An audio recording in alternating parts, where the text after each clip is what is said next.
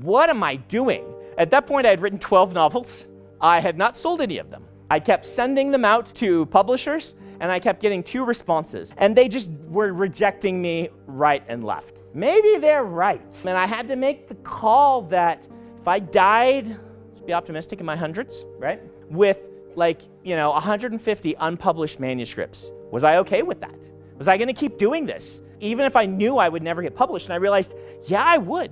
You've probably heard it packaged in a lot of different ways. Follow your dreams, follow your ambitions. This is the sort of thing that in media we really like to tell you because it makes really great novels. We are selling you generally in books an ideal. And that ideal is that you can do whatever you want, no matter what it is, if you just put your mind to it. And it's a lie. I like writing books about people who succeed despite terrible odds. But I also feel like I need to be upfront and straight with you. You can't do anything. You might not make it. You might spend the next 20 years of your life writing books and never sell one. In fact, it's more likely than you becoming me. Sometimes determination and grit is not enough. Some things are simply impossible. And even for the things that are possible, luck plays a bigger role in accomplishments than any of us want to pretend. That said, everyone I've known who stuck with this 10 years or more, none of them regret it. Every one of them is like, yeah, that was great. I'm so happy I did it. So happy I kept writing my stories. I'm sad I didn't sell. Yes, of course I am. I want to sell 1 million copies, Brandon, like you did. You can shoot for that at the lowest level success rate. That's my kind of introduction number 1 to this. My mother was kind of, in some ways, the antagonist, right? You've seen this. Well-meaning parent who has a child that has a dream, and the parent says, wait.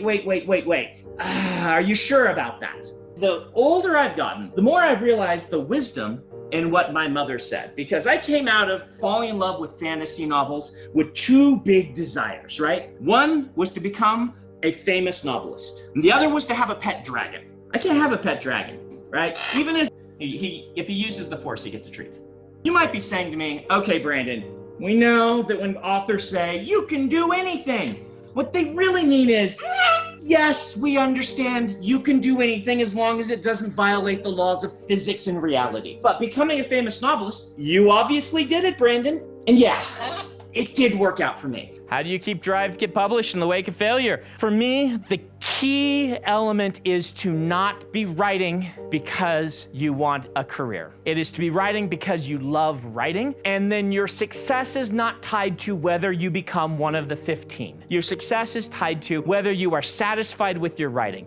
If you were going to become an attorney, you went to law school and they said, of the people in this class who graduate with honors, work for 10 years, and are among the best, only 10% of those will actually make a living at this job, you might then reconsider law school. And I don't want to tell you, don't do what I did. Like, that's not at all what this is about. This is about me trying to be realistic about what you can do to achieve your dreams. And I worry that sometimes media, even the media I create, goes too far. We profit off of selling you a dream without giving you the realism.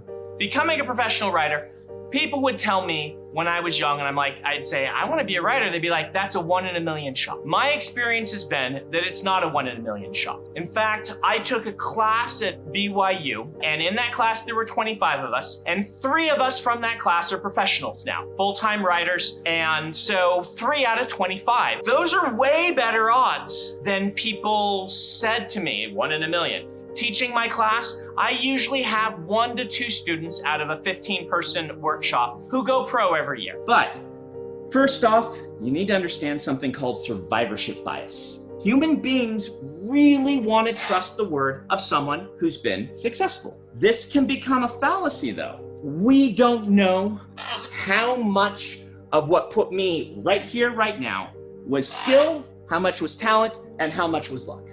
I do have to mention, it is a little less likely than other jobs. But I was going to my classes and they're like, if you want to be a writer, go forth and write. And I'd be like, great, how do I do that? And they'd be like, search out your muse. Go walk through a field, smell the flowers and describe it. And I'm like, okay, right.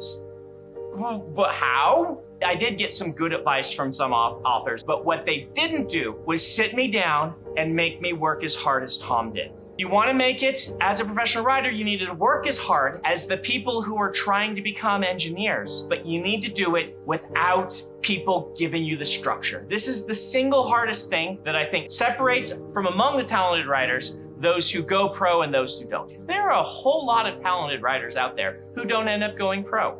I want you to have success. I want you to do it not though with the I can do anything. I want you not even to say it'll be really hard, but stick in there. But I want to take the step beyond what we normally tell you. And I want to try and give you some tools. So let's revise that phrase, the you can do anything. To say what I want you to think instead, which is I can do hard things. Doing hard things has intrinsic value, and they will make me a better person, even if I end up failing.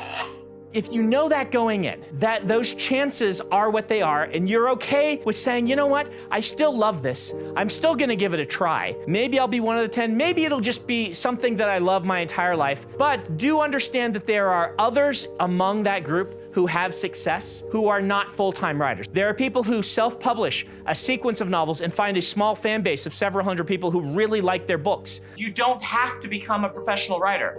The but is, writing is a viable job choice. Yeah, a lot of artists and writers I know, they do not have a good balance in life. And people often come to me and they're like, why are you so prolific? And I'm really not. But I feel like we, artists just don't tend to have good structures in life, helping them get to productive, effective, long-term productivity. How do you know if you're meant to be a writer? And the writer will respond something along the lines of, oh, you'll know.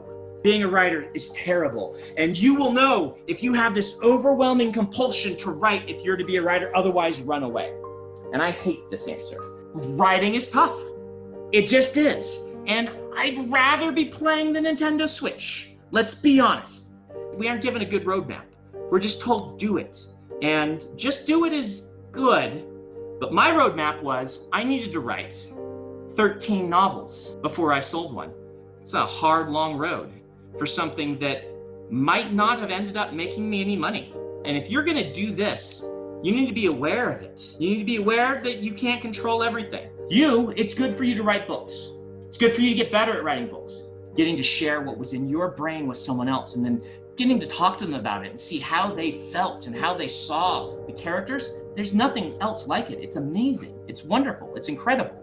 And it is worth doing even if you never sell a book, even if you're those students in my class where 13 of them who are just as talented as the others just never end up making it. Well, if they have the right goals, then that's okay.